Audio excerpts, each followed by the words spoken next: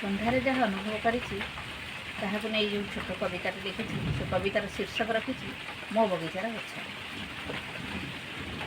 ସଁ ସଁ ସାଇଁ ସାଇଁ ଶବ୍ଦରେ କାନ ପୁରି ଉଠୁଛି, ସଁ ସଁ ସାଇଁ ସାଇଁ ଶବ୍ଦରେ କାନ ପୁରି ଉଠୁଛି। ଦାଲୁକାଏ ଦାଲୁକାଏ ଶୀତଳ ପବନରେ ମୋ ଶରୀର ନୁହେଁ ଆତ୍ମା ଭରି ଯାଉଛି।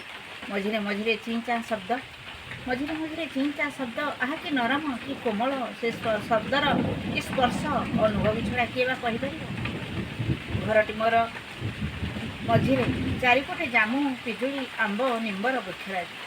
କେତେ ଶୁଭକାଂକ୍ଷୀମାନେ ମୋତେ ଉପଦେଶ ଦେଇଛନ୍ତି, ଘର ଅଗଣା ଭିତରେ କାହିଁକି ଏ ଗଛଗୁଡ଼ା ରଖିଛୁ, ବହୁତ ଖରାପ, କାଟିଦେ। ମୁଁ କିନ୍ତୁ ଶୁଣିନି।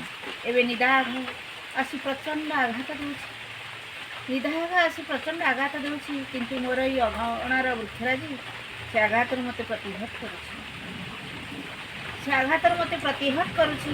ସତରେ ହେ ବୃକ୍ଷରାଜି, ମଣିଷଠାରୁ ତୁମର ଆତ୍ମା ମହାନ। ତୁମେ କେବେ ନେଇ ଜାଣ ନାହିଁ, ଖାଲି ଦବା ଦବା ଦବା ପାଇଁ। ସତରେ ଯେମିତି ତୁମ ଅବତାର, ସତରେ ଯେମିତି ଅବତାର।